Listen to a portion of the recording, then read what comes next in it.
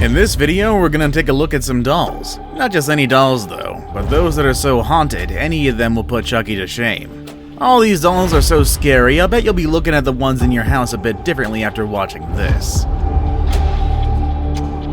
Let us know, are you brave enough to keep any of these dolls in your home? I've also noticed that most of you watching this aren't subscribed yet, so if you do like the video, please consider hitting that subscribe button. It's absolutely free and you can always change your mind later. And with that said, enjoy the video. Our first entry is named Robert. One word describes Robert the doll: terrifying. The now 117-year-old doll lives at the Forest East Martello Museum in Key West, Florida. He's in a display case donated by, according to the museum's curator, a big fan of Robert. Robert has been in the museum since 1994, but before that he was owned by Robert Eugene Otto, an eccentric artist and a member of a prominent family. It was a birthday gift from his grandfather, a gift which young Robert loved so much he kept it until adulthood. Some have even said that the two had an unhealthy relationship. Strange things started to happen around the house as soon as the doll arrived, and young Robert Otto started blaming the doll for any mishap that have happened, which were dismissed as just fanciful stories from a child. As Otto grew up, the strange happenings escalated. Children passing by Otto's house would swear that they would see the doll appear, then disappear through the windows. This caused him to avoid passing by the house altogether. After Otto's death in 1974, his estate, as well as the ownership of the doll, was purchased by Myrtle Reuter, but the hauntings didn't stop. Phantom footsteps and giggling can be heard throughout the house. Reuter would even say that the doll would move around the house on its own.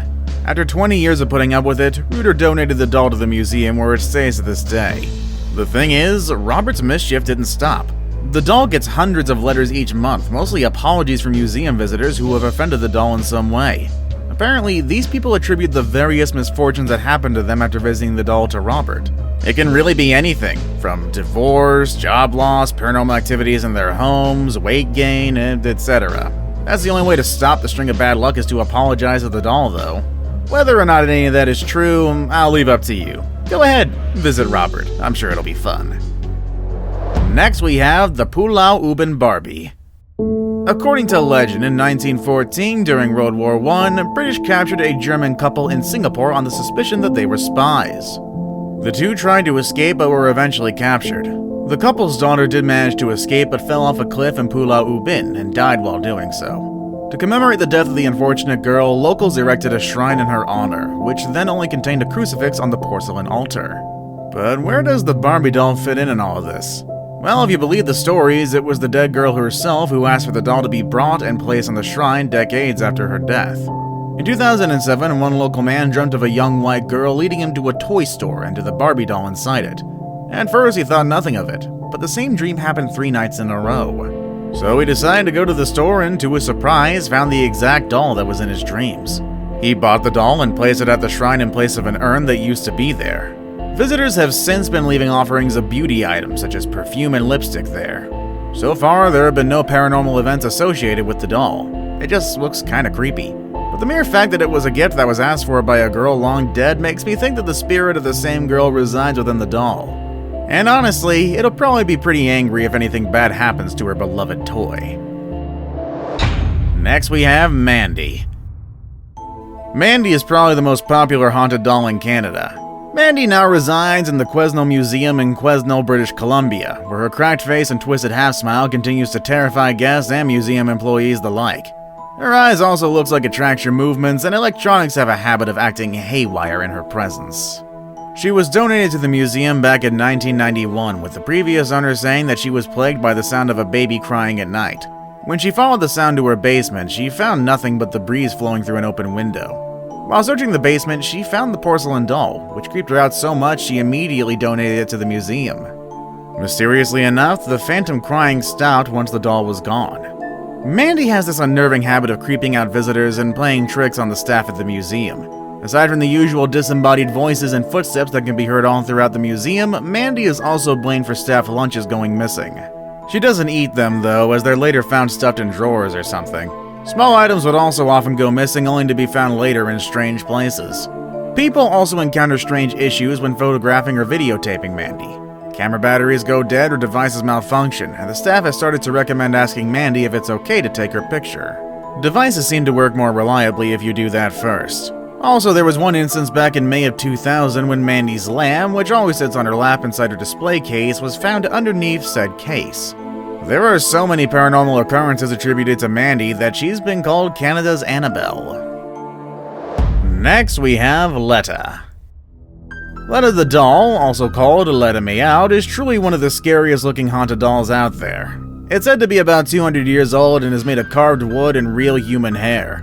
Gary Walton, the doll's owner, claims to have found Letta in the 70s while exploring a deserted home in Wagga Wagga, Australia. He then brought it back with him to his home in Queensland. As you'd come to expect, strange events began to happen immediately. Household items changed places, scuff marks appeared on the floor, and Walton's children complained of nightmares. During one particularly bad night, though, they woke up screaming that Letta was talking and moving around on its own. Dogs also turned aggressive whenever they were near the doll, while guests claimed to see the doll move. At some point, Walton did try to sell the doll, but strangely, he couldn't physically get the doll out of his car. Walton, probably because of the strange things that he witnessed after acquiring the doll, did a little research about its origins. He's claimed that the doll is a vessel haunted by the spirit of a boy who drowned many years ago. Letta currently tours around Australia with Walton, sitting on the laps of those who are brave enough to take a picture with the grinning figurine. With that said, Annabelle. Though she didn't share the same porcelain skin and lifelike features as her cinematic counterpart, the Annabelle doll that lives in the occult museum of famed paranormal investigators Ed and Lorraine Warren, the pair that worked on the case, is made all the creepier by how ordinary she actually appears to be.